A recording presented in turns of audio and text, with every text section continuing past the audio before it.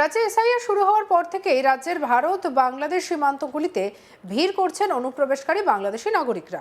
হয়তো কেউ ট্রিটমেন্ট করাতে রাজ্যে এসেছিলেন বৈধ ভিসা নিয়ে, কিন্তু তারপরে ভিসার মেয়াদ পেরিয়ে গেলেও আর ফিরে যাননি, এ রাজ্যেই থেকে গিয়েছেন, অথবা দালাল মারফত টাকা দিয়ে সীমান্ত পেরিয়ে এ রাজ্যে অনুপ্রবেশ করেছিলেন।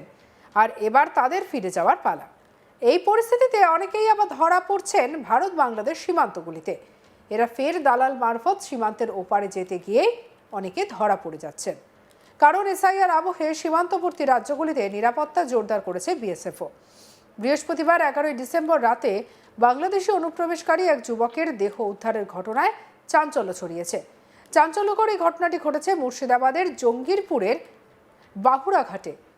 সূত্রের খবর, বাংলাদেশি নাগরিক এই যুবক চোরা পাচারকারীর সঙ্গে যুক্ত। ভারত বাংলাদেশ সীমান্ত এলাকায় এই যুবক পাচার করছিল বলে অভিযোগ। বিএসএফ এর নজরে আসতেই তাকে ধরা হয়। আর সেখান থেকেই তাকে যখন ধাওয়া করা হয়, সেখান থেকে পালাতে গিয়ে বিএসএফ এর রাবার বুলেট চালায় বলে জানা গিয়েছে। রাবার বুলেট চালানোর পর ওই যুবক নদীতে ঝাঁপ দেয়।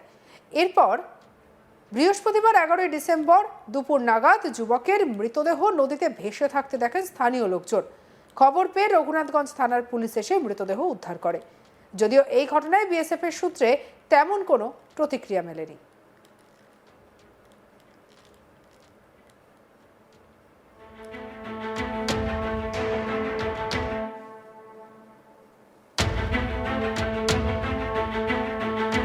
এই নিয়ে আমাদের কালিক সব্যসাচী ব্যানার্জির রিপোর্ট দেখাবো।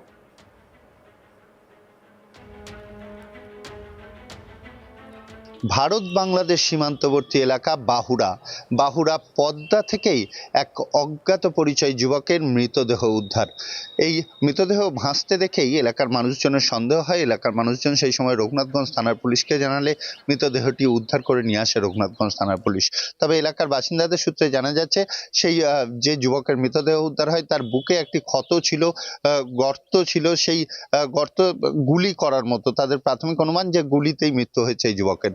তারপরে মৃতদেহ উদ্ধার করে রঘুনাথগঞ্জ থানার পুলিশ জঙ্গিপুর মহকুমা হসপিটালে ময়নাতদন্তের জন্য নিয়ে আসে।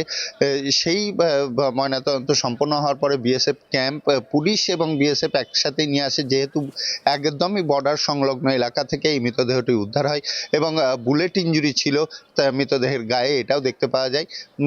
মৃতদেহের ময়নাতদন্ত সম্পন্ন হওয়ার পর বাংলাদেশের বিজিবি আমাদের ভারত ভূখণ্ডের সীমান্তবর্তী এলাকায় যে পহরায় থাকে বিএসএফ এর সাথে যোগাযোগ করেন এবং এই মৃতদেহটি বাংলাদেশের মৃতদেহ বলেই তারা দাবি করেন।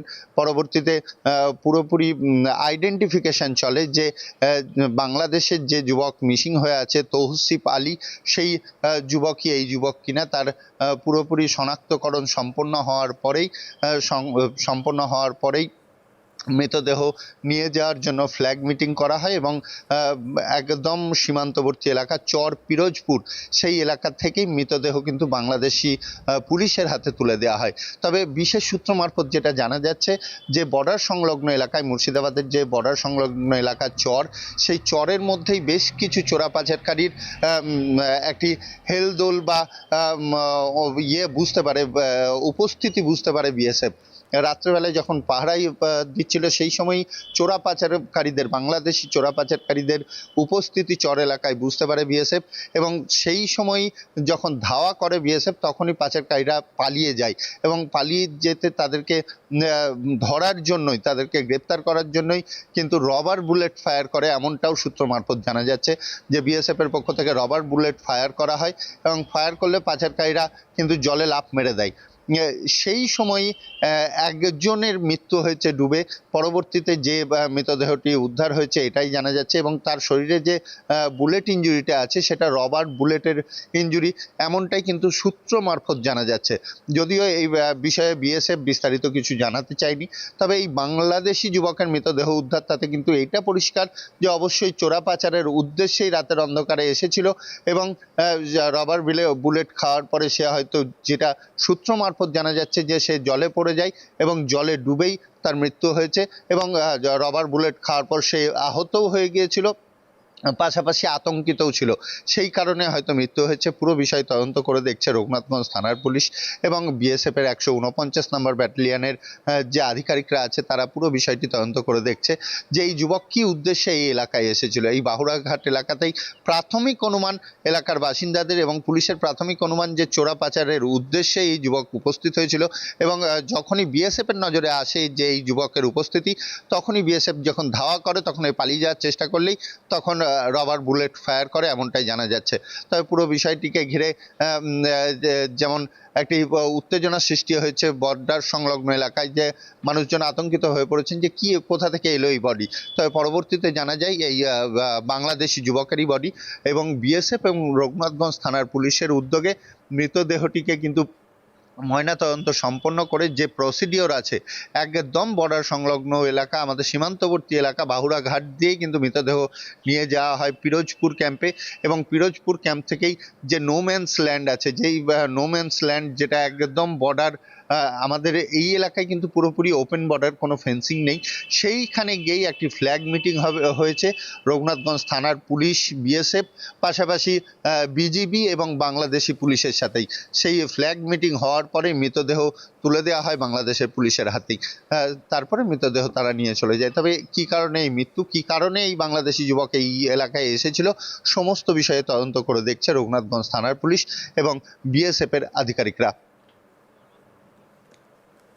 রাজ্যে এসআইআর শুরু হওয়ার পর থেকেই রাজ্যের ভারত বাংলাদেশ সীমান্তগুলিতে ভিড় করছেন অনুপ্রবেশকারী বাংলাদেশি নাগরিকরা। হয়তো কেউ ট্রিটমেন্ট করতে রাজ্যে এসেছেন বৈধ ভিসা নিয়ে, কিন্তু তারপর ভিসার মেয়াদ পেরিয়ে গেলেও আর ফিরে যাননি। এ রাজ্যে থেকেই গিয়েছেন তারা, অথবা দালাল মারফত যারা এসেছিলেন তারা সীমান্ত পেরিয়ে এখন চলে যাওয়ার জন্য চেষ্টা করছেন।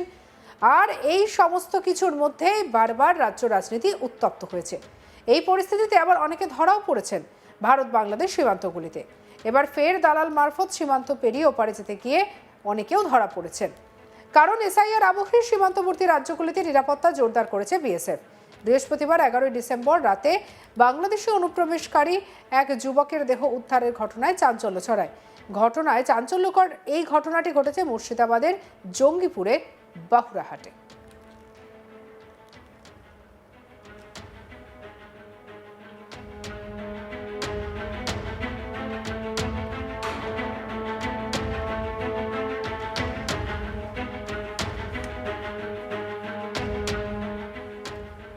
সূত্রের খবর, বাংলাদেশের নাগরিক এই যুবক চোরা পাচারকারীর সঙ্গে যুক্ত। ভারত বাংলাদেশ সীমান্ত এলাকায় ওই যুবক পাচার করছিল বলে এমনটাই অভিযোগ। বিএসএফ এর নজরে আসতেই তাকে ধাওয়া করা হয়। সেখান থেকে পালাতে গিয়ে বিএসএফ রাবার বুলেট চালায় বলে জানা গিয়েছে।